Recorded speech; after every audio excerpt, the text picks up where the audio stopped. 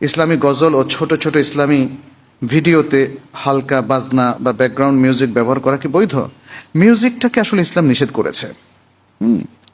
এই কথাটা আমাদের অনেক এখন আধুনিক মুসলিম শিক্ষিত ভাইরা মানতে চান না। কেন?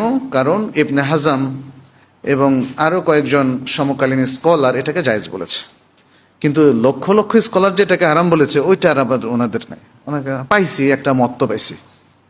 হ্যাঁ, আসলে বুখারীর হাদিস সহ অন্যান্য গুরুত্বপূর্ণ অনেকগুলো হাদিসে আছে মাআজিফ সম্পর্কিত যত হাদিসগুলো, বাজনা, মিউজিক, সব হারাম করা হয়েছে।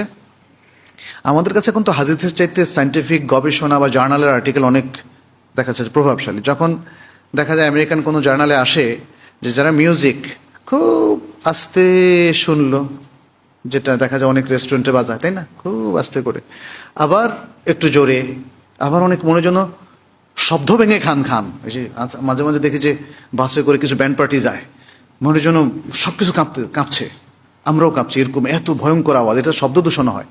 যাই হোক, তো মানে এই যে সিস্টেমে আপনি করেন না কেন, হুকুম পাল্টাবে না।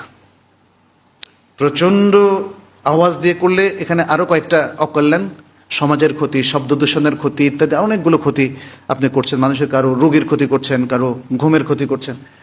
প্লাস মিউজিক, মিউজিক আপনি যেভাবে শুনেন না কেন, ওই জার্নালে বলা হয়েছে, আমেরিকান একটা জার্নালে, যে ব্রেনের যে ক্রিয়েটিভ সেলগুলো আছে এগুলোকে ড্যামেজ করে দেয়।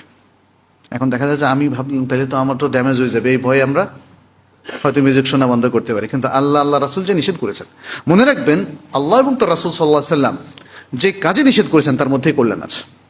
আপনি সায়েন্স দিয়ে সেটা এক্সপ্লোর করতে পারেন আর না পারেন তাতে কিছু যায় আসে না, জানলে ভালো, না জানলেও কিছু যায় আসে না, অতএব সেটা বাদ দিতে হবে।